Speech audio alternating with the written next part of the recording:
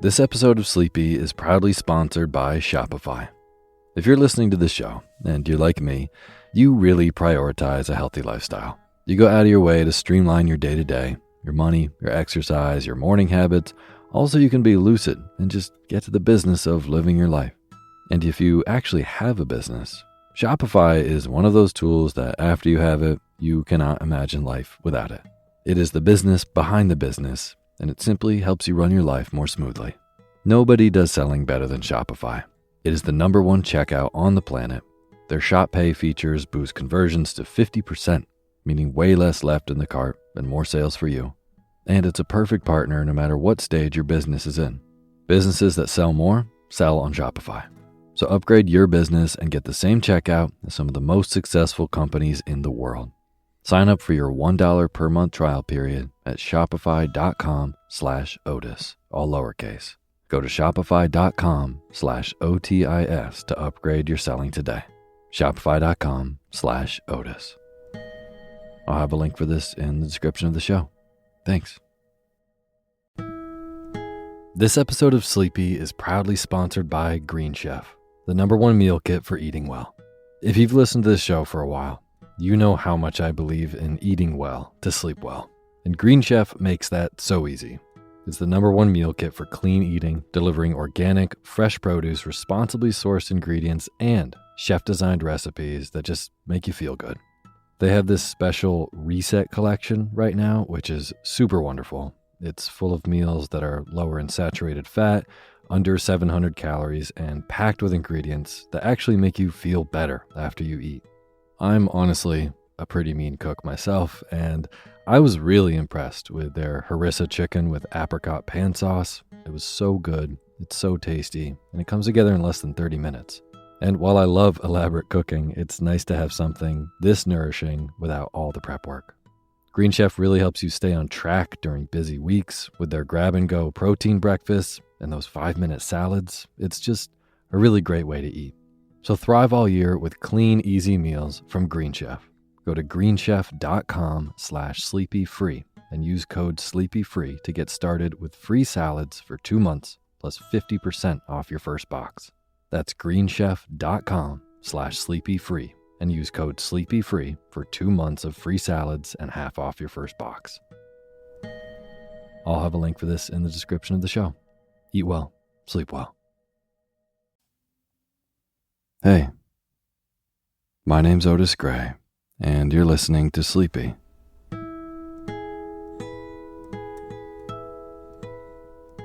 A podcast where I read old books to help you get to sleep.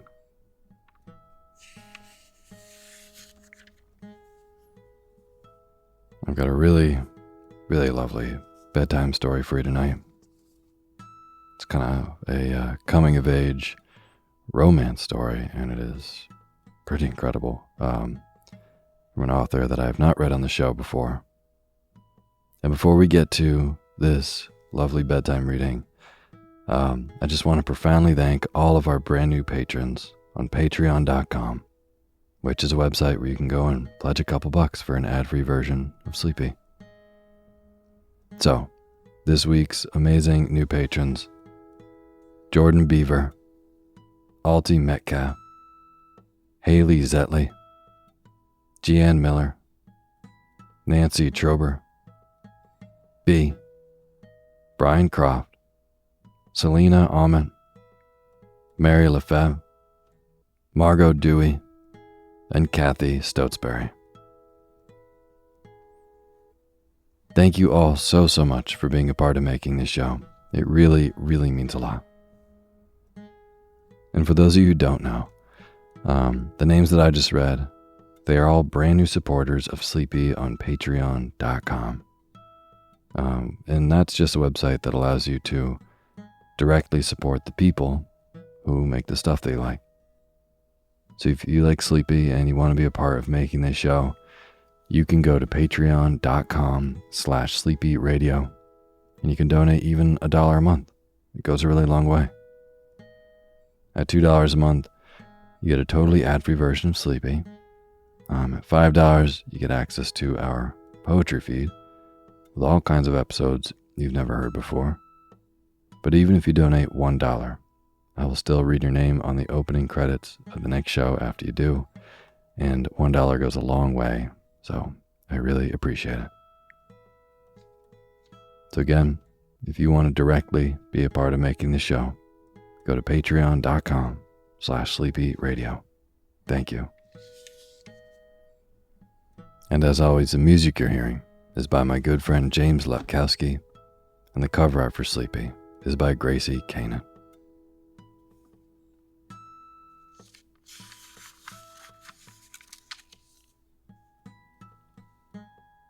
Well, I really loved reading the bedtime story I have for you tonight.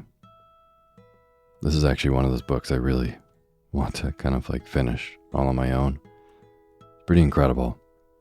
It was published in 1908. It's written by Radclyffe Hall.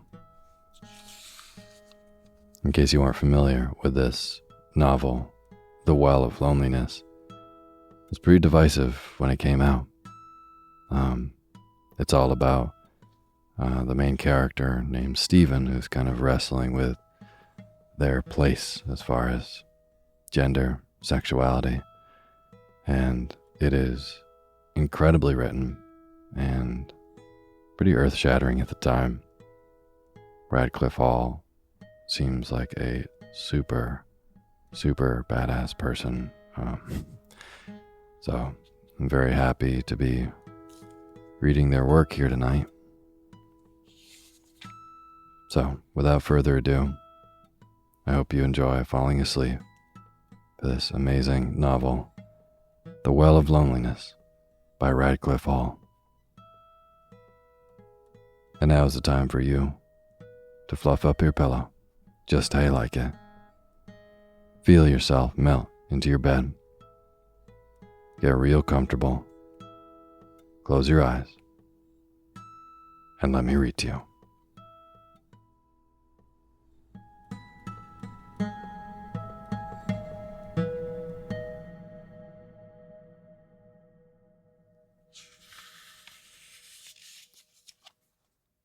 Book 1, Chapter 1. Not very far from Upton-on-Severn, between it, in fact, the Malvern Hills, stands the country seat of the Gordons of Bramley. Well timbered, well cottaged, well fenced, and well watered, having in this latter aspect a stream that forks in exactly at the right position to feed 2 large lakes in the grounds. The house itself is of Georgian red brick, with charming circular windows near the roof. It has dignity and pride without ostentation, self-assurance without arrogance, repose without inertia, and a gentle aloofness that, to those who know its spirit, but adds to its value as a home. It is indeed like certain lovely women who, now old, belong to a bygone generation. Women in youth were passionate but seemly, difficult to win, but when won, all-fulfilling. They are passing away, but their homesteads remain, and such a homestead is Morton. To Morton Hall came the Lady Anna Gordon as a bride of just over 20. She was lovely, as only an Irish woman can be, having that in her bearing that betokened quiet pride, having that in her eyes that betokened great longing, having that in her body that betokened happy promise. The archetype of the very perfect woman, whom creating God has found good. Sir Philip had met her away in Country Clare, Anna Malloy, a slim virgin thing, all chastity, and his wariness had flown to her bosom as a spent bird will fly to its nest. As indeed such a bird had flown once to her, she told him, taking refuge from the perils of a storm. Sir Philip was a tall man, and exceedingly well-flavored, but his charm lay less in feature than in certain wide expression, a tolerant expression that might almost be called noble, and in something sad yet gallant in his deep-set hazel eyes.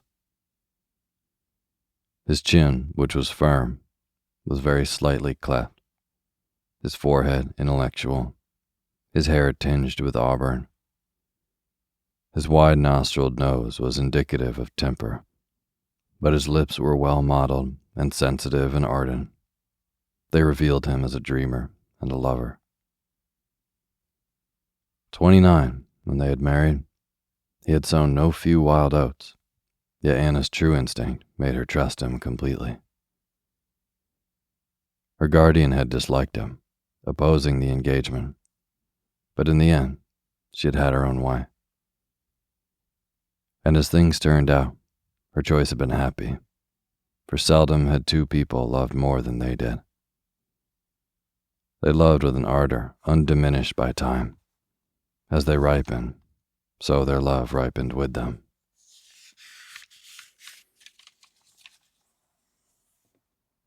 Sir Philip never knew how much he longed for a son until some 10 years after marriage, his wife conceived a child.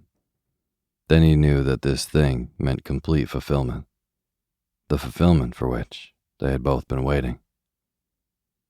When she told him, he could not find words for expression, and must just turn and weep on her shoulder. It never seemed to cross his mind for a moment that Anna might very well give him a daughter. He saw her only as a mother of sons, nor could her warnings disturb him. He christened the unborn infant Stephen because he admired the pluck of that saint. He was not a religious man by instinct, being perhaps too much of a student, but he read the Bible for its fine literature, and Stephen had gripped his imagination. Thus he often discussed the future of their child. I think I shall put Stephen down for Harrow, or I'd rather like Stephen to finish off abroad. It widens one's outlook on life. And listening to him, Anna also grew convinced. His certainty wore down her vague misgivings, and she saw herself playing with this little Stephen in the nursery, in the garden, in the sweet-smelling meadows. And himself, the lovely young man, she would say, thinking of the soft Irish speech of her peasants. And himself, with the light of the stars in his eyes, and the courage of a lion in his heart. When the child stirred within her, she would think it stirred strongly because of the gallant male creature she was hiding. Then her spirit grew large, with a mighty new courage, because a man-child would be born. She would sit with her needlework dropped on her knees, while her eyes turned away to the long line of hills that stretched beyond the Severn Valley. From her favorite seat, underneath an old cedar, she would see these Malvern hills in their beauty, and their swelling slopes seemed to hold a new meaning. They were like pregnant women, full-bosomed, courageous, great green-girdled mothers of splendid sons. Thus, through all those summer months, she sat and watched the hills, and Sir Philip would sit with her. They would sit hand in hand. And because she felt grateful, she gave much to the poor, and Sir Philip went to church, which was seldom his custom, and the vicar came to dinner, and just towards the end, many matrons called to give good advice to Anna.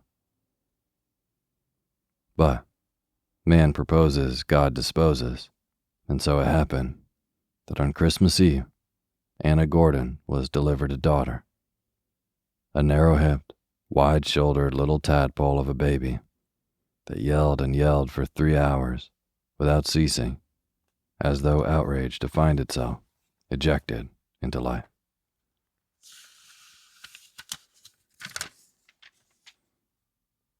Chapter 2.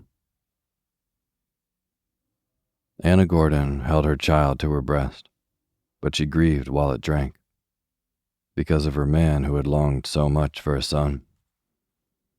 And seeing her grieve, Sir Philip hid his chagrin, and he fondled the baby and examined its fingers.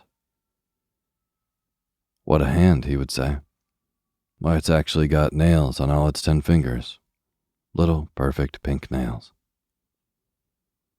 Then Anna would dry her eyes and caress it, kissing the tiny hand. He insisted on calling the infant Stephen.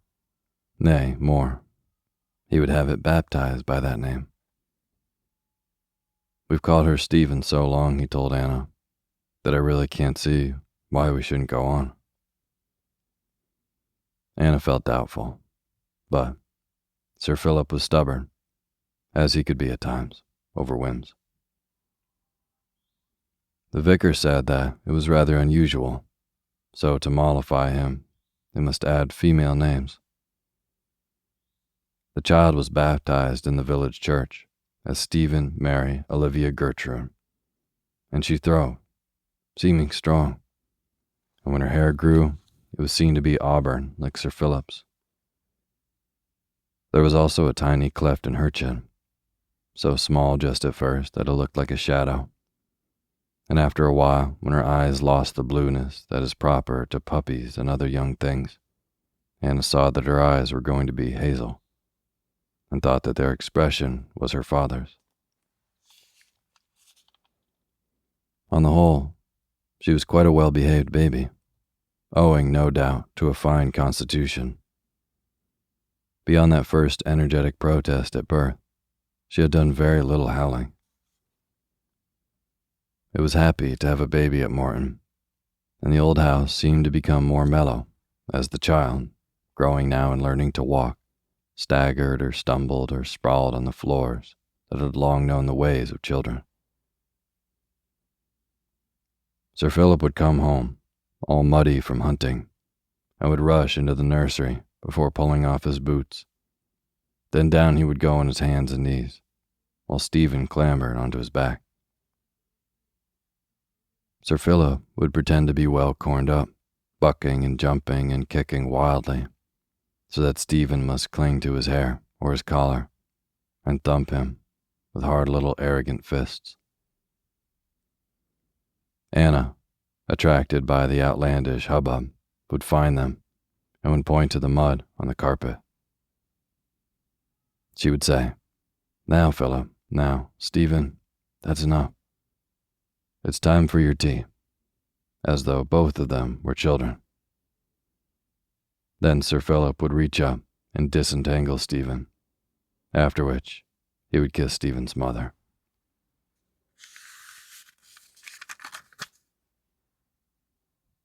Chapter 3. The son that they waited for seemed long a-coming. He had not arrived when Stephen was 7, nor had Anna produced other female offspring.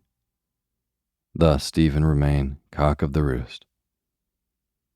It is doubtful if any only child is to be envied, for the only child is bound to become introspective.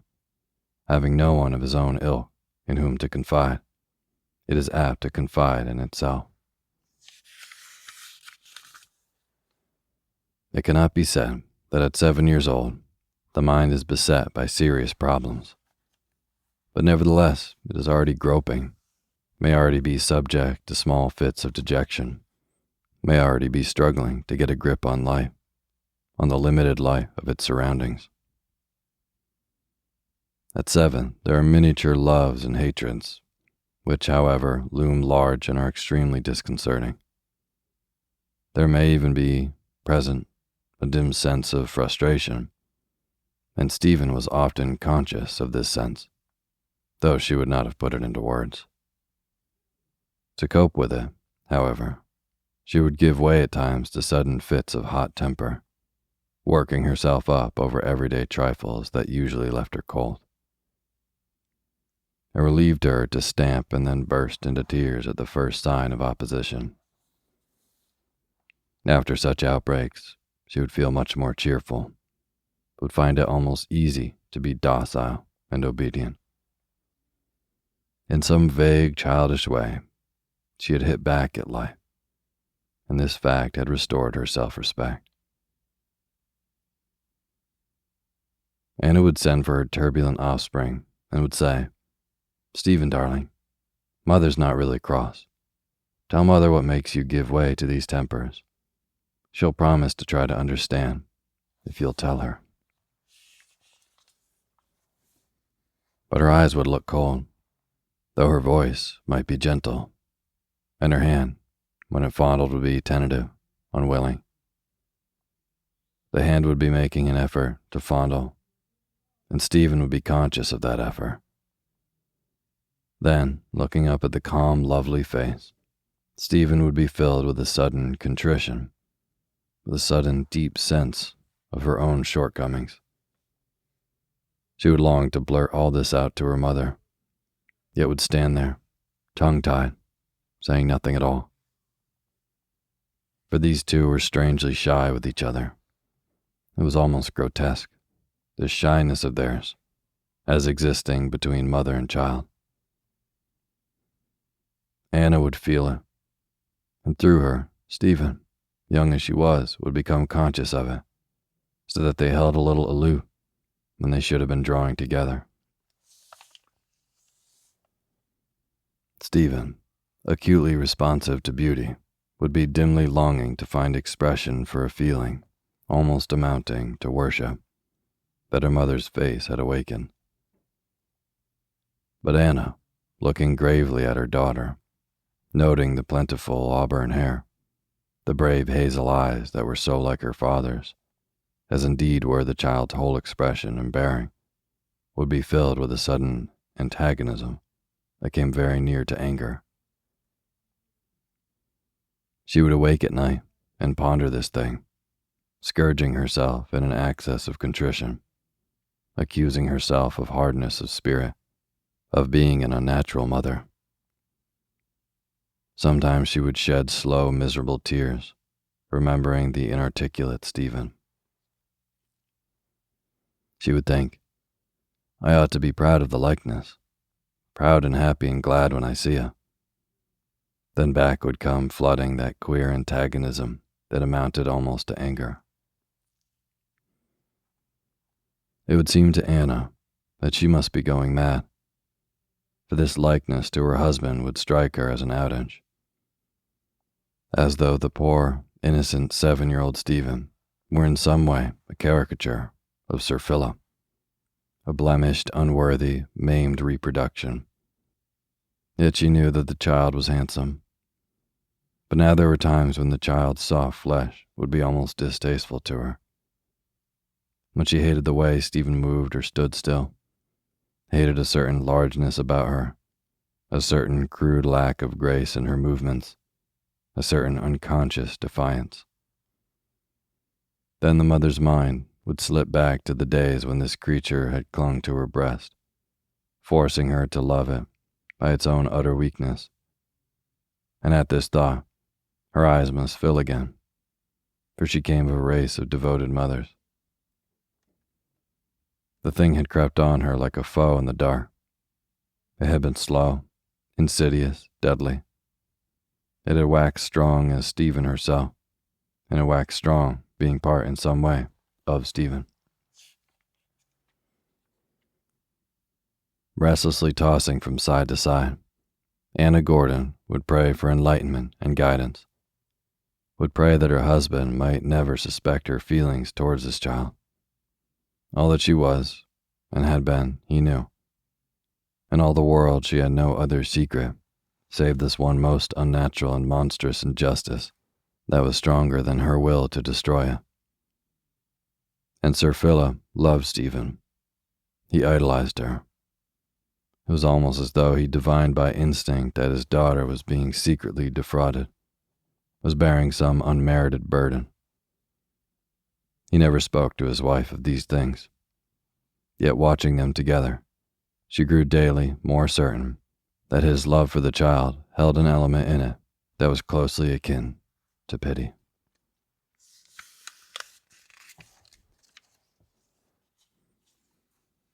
Book 2, Chapter 1.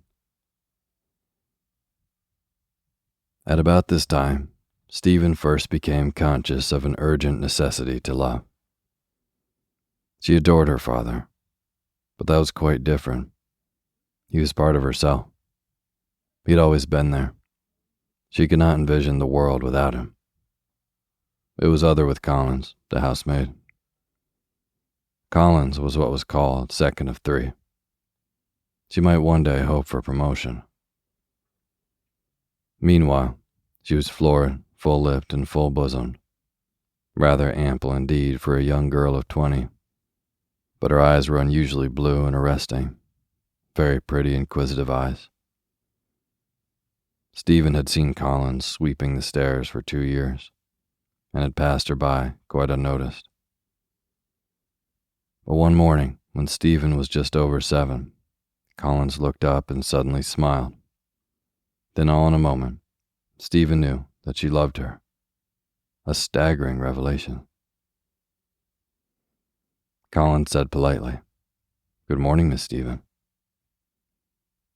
She had always said, "Good morning, Miss Stephen," but on this occasion, it sounded alluring, so alluring that Stephen wanted to touch her, and extending a rather uncertain hand, she started to stroke her sleeve.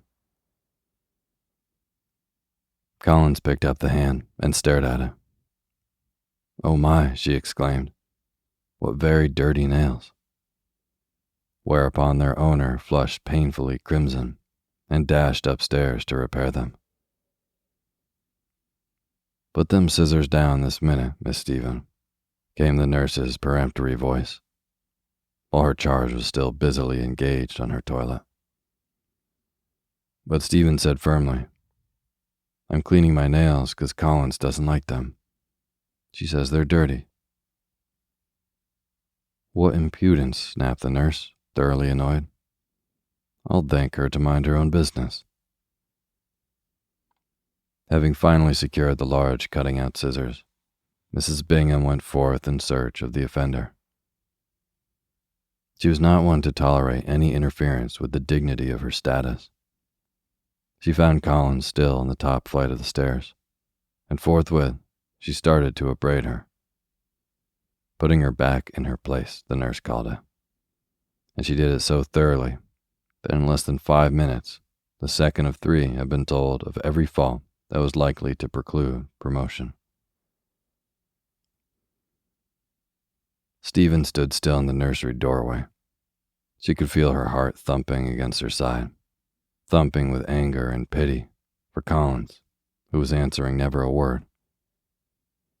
There she knelt mute, with her brush suspended, with her mouth slightly open and her eyes rather scared. And when at long last she did manage to speak, her voice sounded humble and frightened. She was timid by nature, and the nurse's sharp tongue was a byword throughout the household. Collins was saying, "Interfere with your child? Oh no, Mrs. Bingham, never. I hope I knows my place better than that. Miss Stephen herself showed me them dirty nails," she said. "Collins, just look. Aren't my nails awful dirty?" And I said, "You must ask Nanny about that, Miss Stephen. Is it likely that I'd interfere with your work? I'm not that sort, Mrs. Bingham." Oh, Collins, Collins, with those pretty blue eyes and that funny, alluring smile. Stephen's own eyes grew wide with amazement. Then they clouded with sudden and disillusioned tears. For far worse than Collins' poorness of spirit was the dreadful injustice of those lies. Yet this very injustice seemed to draw her to Collins, since despising, she could still love her. For the rest of that day, Stephen brooded darkly over Collins' unworthiness, and yet all through that day, she still wanted Collins, and whenever she saw her, caught herself smiling, quite unable in her turn to muster the courage to frown her innate disapproval. And Collins smiled too, if the nurse was not looking, and she held up her plump red fingers, pointing to her nails and making a grimace at the nurse's retreating figure. Watching her, Stephen felt unhappy and embarrassed, not so much for herself as for Collins, and this feeling increased, so that thinking about her made Stephen go hot down her spine. In the evening, when Collins was laying the tea, Stephen managed to get her alone. "Collins," she whispered, "you told an untruth. I never showed you my dirty nails." "Course not," murmured Collins, "but I had to say something. You didn't mind, Miss Stephen, did you?" And as Stephen looked doubtfully up into her face, Collins suddenly stooped and kissed her. Stephen stood speechless from a sheer sense of joy. All her doubts swept completely away. At that moment, she knew nothing but beauty and Collins, and the two were as one, and the one was Stephen, and yet not Stephen either, but something more vast, that the mind of 7 years found no name for. The nurse came in grumbling. "Now then, hurry up, Miss Stephen. Don't stand there as though you were deaf. Go and wash your face and hands before tea. How many times must I tell you the same thing?" "I don't know," muttered Stephen, and indeed she did not. She knew nothing of such trifles at the moment.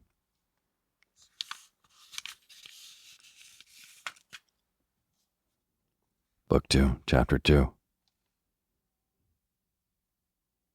From now on, Stephen entered a completely new world that turned on an axis of Collins. A world full of constant, exciting adventures, of elation, of joy, of incredible sadness, but withal a fine place to be dashing about, like a moth who is courting a candle.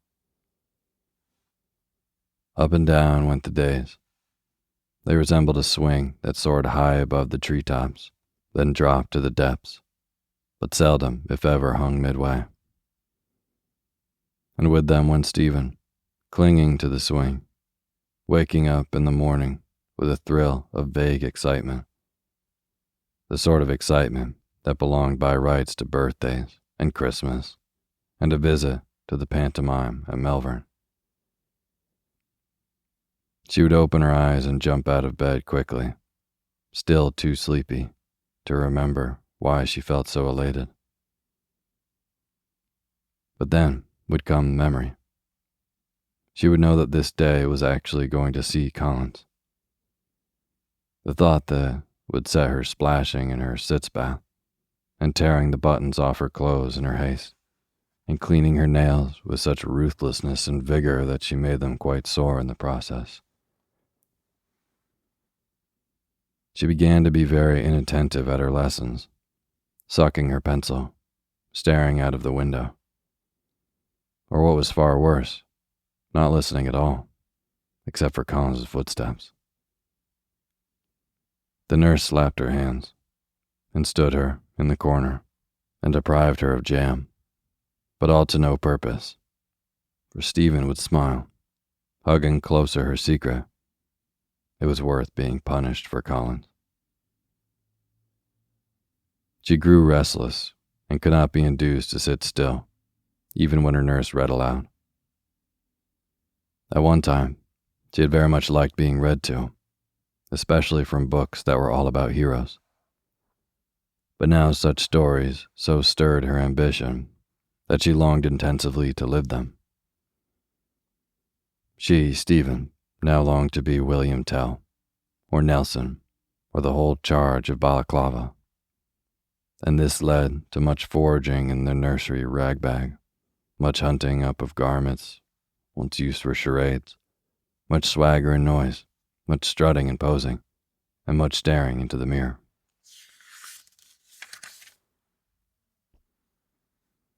There ensued a period of general confusion, when the nursery looked as though smitten by an earthquake, when the chairs and the floor would be littered with oddments that Stephen had dug out but discarded. Once dressed, however, she would walk away grandly, waving the nurse peremptorily aside, going as always in search of Collins, who might have to be stalked to the basement. Sometimes Collins would play up, especially to Nelson. "My, but you do look fine," she would exclaim. And then to the cook, Do come here, Mrs. Wilson. Doesn't Miss Stephen look exactly like a boy? I believe she must be a boy, with them shoulders and them funny, gawky legs she's got on her. And Stephen would say gravely, Yes, of course I'm a boy. I'm young Nelson, and I'm saying, what is fear? You know, Collins, I must be a boy, because I feel exactly like one. I feel like young Nelson in the picture upstairs.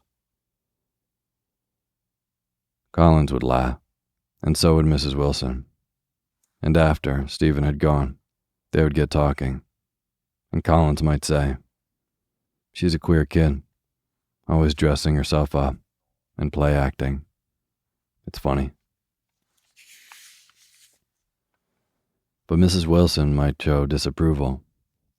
I don't hold with such nonsense for a young lady. Miss Stephen's quite different from other young ladies. She's got none of their pretty little ways. It's a pity. There were times, however, when Colin seemed sulky, when Stephen could dress up as Nelson in vain. Now, don't bother me, miss. I've got my work to see to. Or you go show nurse. Yes, I know you're a boy, but I've got my work to get on with. Run away. And Stephen must slink upstairs, thoroughly deflated, strangely unhappy, and exceedingly humble, and must tear off the clothes she so dearly loved donning, to replace them by the garment she hated. How she hated soft dresses and sashes, and ribbons, and small coral beads, and open-work stockings. Her legs felt so free and comfortable in breeches. She adored pockets, too, and these were forbidden, at least really adequate pockets. She would gloom about the nursery because Collins had snubbed her, because she was conscious of feeling all wrong, because she so longed to be someone quite real, instead of just Stephen pretending to be Nelson. In a quick fit of anger, she would go to the cupboard, and getting out her dolls would begin to torment them. She had always despised the idiotic creatures which, however, arrived with each Christmas and birthday. I hate you, I hate you, I hate you, she would mutter, thumping their innocuous faces. But one day, when Collins had been crosser than usual, she seemed to be filled with a sudden contrition. It's me housemaid's knee, she confided to Stephen. It's not you. It's my housemaid's knee, dearie. Is that dangerous? Demanded the child, looking frightened.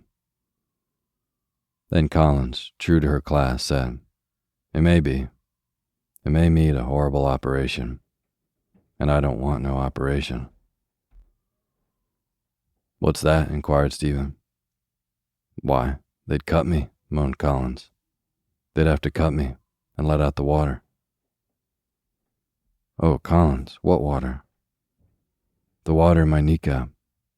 You can see if you press it, Miss Stephen. They were standing alone in the spacious night nursery, where Collins was limply making the bed. It was one of those rare and delicious occasions when Stephen would converse with her goddess undisturbed, for the nurse had gone out to post a letter. Collins rolled down a coarse woolen stocking and displayed the afflicted member.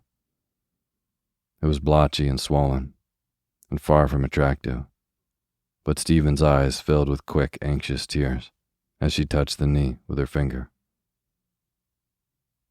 There now, exclaimed Collins. See that dent? That's the water. And she added, It's so painful, it fair makes me sick. It all comes from polishing them floors, Miss Stephen. I don't ought to polish them floors. Stephen said gravely, I do wish I'd got it. I wish I'd got your housemaid's knee, Collins, 'cause that way I could bear it instead of you.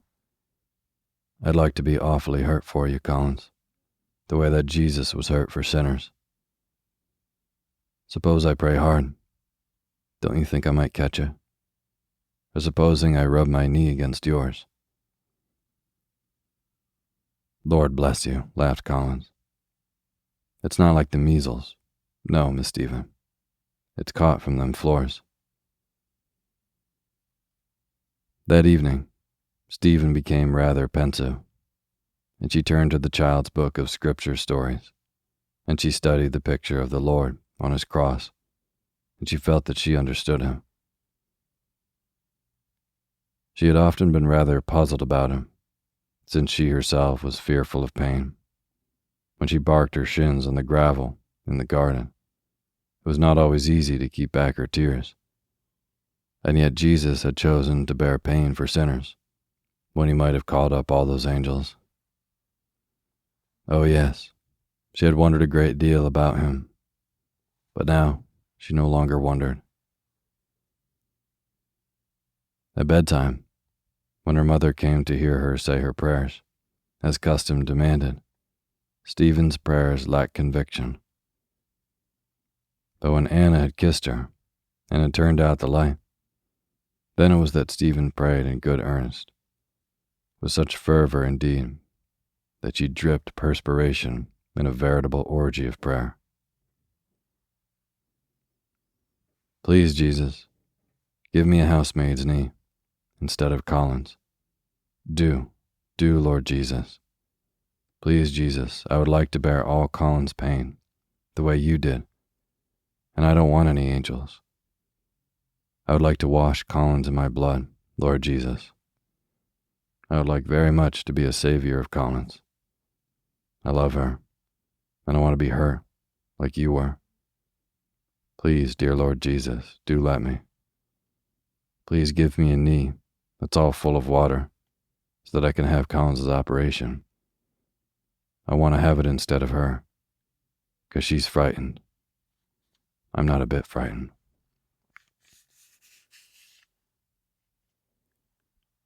This petition she repeated until she fell asleep, to dream that in some queer way she was Jesus, and that Collins was kneeling and kissing her hand, because she, Stephen, had managed to cure her by cutting off her knee with a bone paper knife and grafting it onto her own. The dream was a mixture of rapture and discomfort, and it stayed quite a long time with Stephen. The next morning, she awoke with the feeling of elation that comes only in moments of perfect faith. But a close examination of her knees in the bath revealed them to be flawless, except for old scars and a crisp brown scab from a recent tumble. This, of course, was very disappointing. She picked off the scab, and that hurt her a little, but not, she felt sure, like a real housemaid's knee. However, she decided to continue in prayer and not to be too easily downhearted. For more than 3 weeks, she sweated and prayed and pestered poor Collins with endless daily questions. Is your knee better yet? Don't you think my knee's swollen? Have you faith? 'Cause I have. Does it hurt you less, Collins? But Collins would always reply in the same way. It's no better. Thank you, Miss Stephen. At the end of the 4th week, Stephen suddenly stopped praying, and she said to our Lord, You don't love Collins, Jesus, but I do, and I'm going to get housemaid's knee. You see if I don't. Then she felt rather frightened and added more humbly, I do want to. If you don't mind, do you, Lord Jesus? The nursery floor was covered with carpet, which was obviously rather unfortunate for Stephen. Had it only been parquet, like the drawing room and study, she felt it would have better served her purpose. All the same, it was hard if she knelt long enough. It was so hard indeed that she had to grit her teeth if she stayed on her knees more than 20 minutes.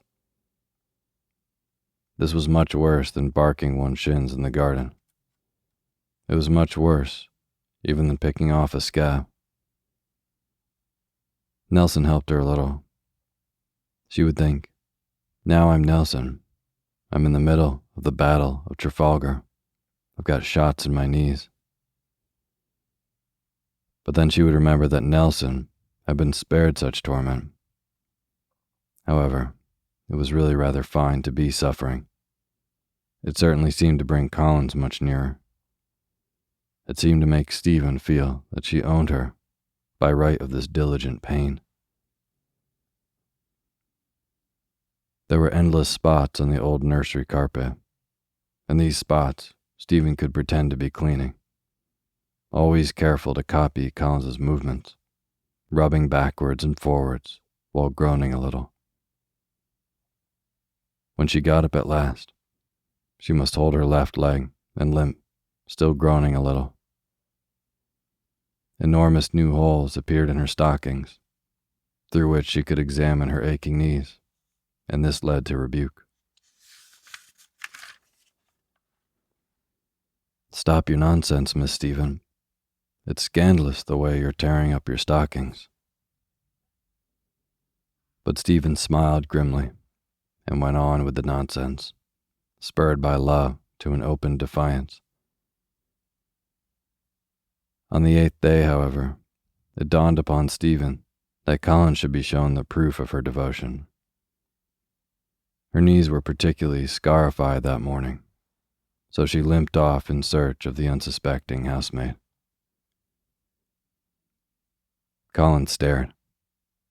Good gracious, whatever's the matter? Whatever have you been doing, Miss Stephen? Then Stephen said, not without pardonable pride, I've been getting a housemaid's knee like you, Collins. And as Collins looked stupid and rather bewildered, you see, I wanted to share your suffering. I've prayed quite a lot, but Jesus won't listen, so I've got to get housemaid's knee my own way. I can't wait any longer for Jesus. Oh, hush, murmured Collins, thoroughly shocked. You mustn't say such things. It's wicked, Miss Stephen. But she smiled a little, in spite of herself. Then she suddenly hugged the child warmly. All the same, Collins plucked up her courage that evening and spoke to the nurse about Stephen. Her knees was all red and swollen, Mrs. Bingham. Did you ever know such a queer fish as she is? Praying about my knee, too. She's a caution. And now, if she isn't just trying to get one. Well, if that's not real loving, then I don't know nothing. And Collins began to laugh weakly. After this, Mrs. Bingham rose in her might, and the self-imposed torture was forcibly stopped. Collins, on her part, was ordered to lie, if Stephen continued to question. So Collins lied nobly. It's better, Miss Stephen. It must be your praying. You see, Jesus heard you. I expect he was sorry to see your poor knees. I know as I was when I saw them. Are you telling me the truth? Stephen asked her, still doubting, still mindful of that first day of love's young dream. Why, of course I'm telling you the truth, Miss Stephen. And with this, Stephen had to be content.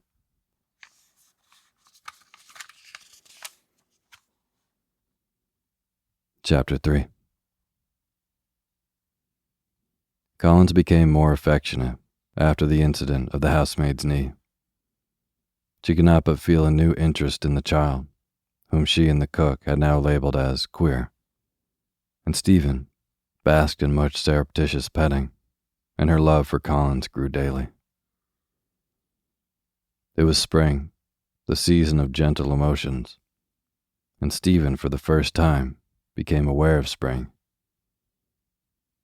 In a dumb, childish way, she was conscious of its fragrance, and the house irked her sorely, and she longed for the meadows and the hills that were white with thorn trees. Her active young body was forever on the fidget, but her mind was bathed in a kind of soft haze, and this she could never quite put into words, though she tried to tell Collins about it. It was all part of Collins, yet somehow quite different. It had nothing to do with Collins' wide smile, nor her hands, which were red, nor even her eyes, which were blue and very arresting. Yet all that was Collins, Stephen's Collins, was also a part of these long, warm days, and part of the twilights that came in and lingered for hours after Stephen had been put to bed. A part, too, could Stephen have only known it, of her own quickening childish perceptions. This spring, for the first time, she thrilled to the cuckoo, standing quite still to listen, with her head on one side, and the lure of that faraway call was destined to remain with her all her life. There were times when she wanted to get away from Collins, yet at others she longed intensely to be near her, longed to force the response that her loving craved for, but quite wisely was very seldom granted. She would say, "I do love you awfully, Collins. I love you so much that it makes me want to cry." And Collins would answer, "Don't be silly, Miss Stephen," which was not satisfactory, not at all satisfactory.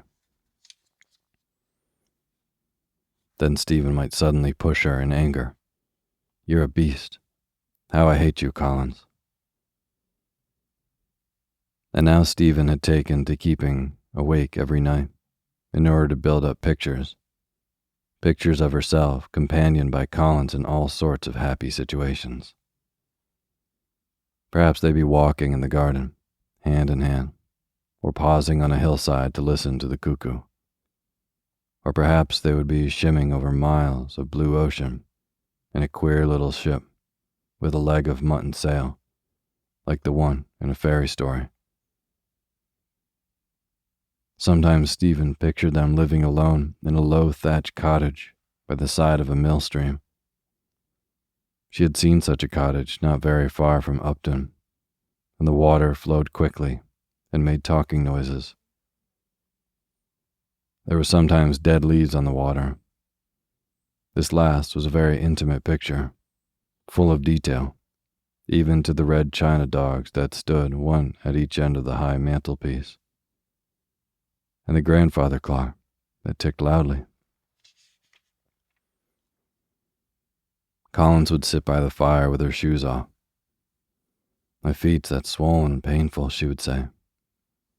Then Stephen would go and cut rich bread and butter, the drawing-room kind, little bread and much butter, and would put on a kettle and brew tea for Collins, who liked it very strong and practically boiling, so that she could sip it from her saucer. In this picture, it was Collins who talked about loving, and Stephen who gently but firmly rebuked her. There, Collins, don't be silly. You are a queer fish." And yet all the while, she would be longing to tell her how wonderful it was, like honeysuckle blossom, something very sweet like that, or like fields smelling strongly of new-mown hay in the sunshine. And perhaps she would tell her, just at the very end, just before this last picture faded.